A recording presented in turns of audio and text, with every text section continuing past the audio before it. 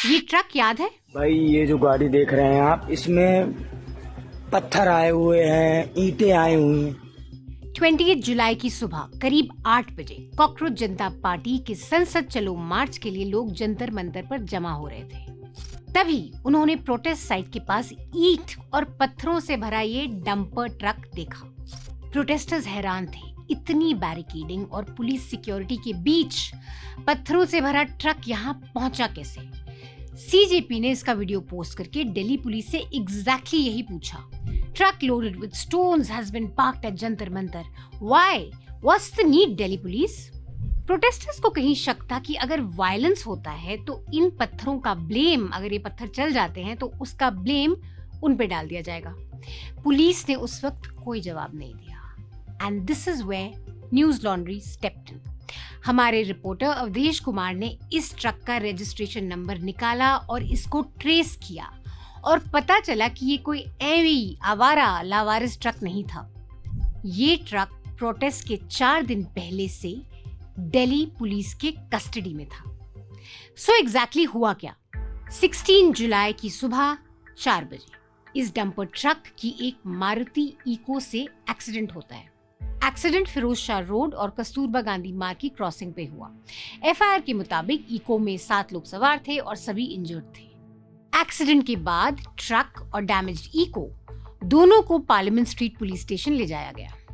यानी 16 जुलाई से पत्थरों और ईंटों से भरा ये ट्रक पुलिस के माल खाने की कस्टडी में था। इसके बाद ट्रक ने दिल्ली दर्शन शुरू किया। पहले एक्सीडेंट साइट से पार्लियामेंट स्ट्रीट पुलिस स्टेशन, फिर पुलिस स्टेशन से प्रोटेस्ट साइट के पास, उसके बाद बलसवा जहां इसे खाली किया गया और खाली होने के बाद ये ट्रक रायजना रोड पर इंडियन यूथ कांग्रेस के ऑफिस के बाहर नजर आता है। तो अब सवाल बिल्कुल सिंपल है, पुलिस कस्टडी में रखा पत्थरों से भरा ये ट्रक प्रोटेस्ट साइट के इतने पास पहुंचा कैसे? अवधेश कुमार ने पार्लियामेंट स्ट्रीट पुलिस स्टेशन से यही सवाल पूछा। पुलिस स्टेशन एक था लेकिन जवाब 3 मिले। एक ऑफिसर ने कहा कि 28 जुलाई की सुबह ट्रक का वीडियो वायरल हुआ। उसके बाद पुलिस इसे भलसवा ले गई, पत्थर खाली करवाया और ट्रक को वापस ले आई। इन्वेस्टिगेटिंग ऑफिसर ने कहा कि प्रोटेस्ट की वजह से पुलिस स्टेशन में जगह कम थी, इसलिए ट्रक को शिफ्ट किया गया था। लेकिन वो इंडियन यूथ कांग्रेस के ऑफिस के बाहर कैसे पहुंचा? इसका जवाब उन्होंने नहीं दिया। फिर एसएचओ साहब का वर्जन आया। उनके मुताबिक ट्रक को 19 जुलाई को ही खाली करवा दिया गया था। उन्होंने कहा कि 28 जुलाई का वीडियो जो वायरल हुआ था वो एक्चुअली पुराना वीडियो था। लेकिन कहानी अभी बाकी है। 21 जुलाई को यही ट्रक रायजना रोड पे इंडियन यूथ कांग्रेस के ऑफिस के बाहर दिखाई देता है। ये वही डंपर है जो कल जंतर मंतर पे लगे हुए थे और इसमें काफी सारे ईंट पत्थर भरे हुए थे। तो ये वही डंपर है, देखिए यूथ कांग्रेस ऑफिस के बाहर ये डंपर लगा हुआ है। यूथ कांग्रेस का कहना है कि ट्रक कई दिन तक वहीं खड़ा था। बार बार कंप्लेंट करने के बाद और पुलिस के साथ बहस करने के बाद 25 जुलाई को इसे टो किया गया और वापस ले जाया गया। सामने देश की पार्लियामेंट है। ये ट्रक यहाँ पे पिछले 3 दिनों से खड़ा हुआ है।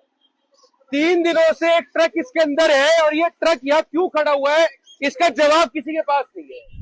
कहानी अभी और बाकी है। सिर्फ ट्रक ही नहीं, सीजेपी ने प्रोटेस्ट साइट के पास खड़ी एक डैमेज मारुति इको पर भी सवाल उठाया था, द सेम वन। अब सवाल ये भी है कि मारुति क्यों इधर उधर भटक रही थी। हमारी रिपोर्ट पब्लिश होने के बाद दिल्ली पुलिस ने क्लैरिफिकेशन दिया। पुलिस का कहना है कि भाई संसद चलो मार्च के लॉ एंड ऑर्डर अरेंजमेंट्स के तहत ट्रक को एक सिक्योर लोकेशन पे शिफ्ट किया था। प्रोटेस्टर्स को फंसाने की कोई कॉन्स्पिरेसी नहीं है, तो ऐसे एलिगेशन से दूर रहें, बेसलेस रूमर्स से दूर रहें, बहकावे में मत आएं। हमारी इन्वेस्टिगेशन भी किसी कॉन्स्पिरेसी को प्रूव करने की कोशिश नहीं कर रही है, ना किसी को बहका रही है, लेकिन कुछ फैक्ट्स जरूर इस्टेब्लिश कर रही है।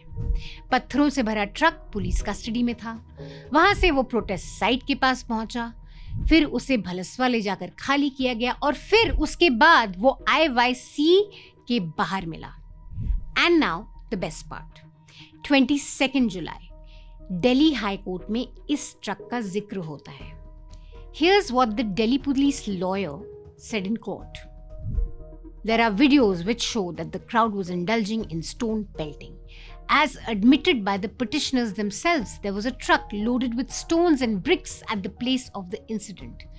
To get away from the fact that these stones were accumulated by them, they are now saying that they were brought by the police, which cannot be believed prima facie. So why is the lawyer unaware that the truck was in fact in police custody and it belonged to the police? क्या Delhi police ने अपने lawyers को नहीं बताया था कि भाई truck उन्हीं के मालखाने में था और वहीं से वो गया था प्रोटेस्ट साइट के पास और इस पूरी चीज़ में प्रोटेस्टर्स का कोई हाथ नहीं है? I'll leave you to think about that. हमारी पूरी इन्वेस्टिगेशन आप newslaundry.com में पढ़ सकते हैं. Awadhesh Kumar spent a lot of time digging the facts about this truck. You can read this story in NL Hindi. Hindi में भी पढ़ सकते हैं. And you can read it in English on newslaundry.com. Reports like these take a lot of time. And it's a lot of unglamorous stuff. A lot of paperwork, a lot of tracking, a lot of moving from one police station to the other, talking to sources who just don't want to talk to you. You keep going on till you trace the truth of the matter. I hope you realize just how important this piece of investigation is and why it's utterly important that news organizations like ours investigate such stuff without any fear or favor. As always, I'm going to request you guys to support News Laundry, subscribe, pay to keep news free. It's because of you guys and your support that our reporters like Avdesh Kumar can spend days looking at dead ends often and come out with reports that actually change narratives. Thank you for those of you who already support us, and those of you who don't, this report should give you one good reason why you should subscribe to News Laundry.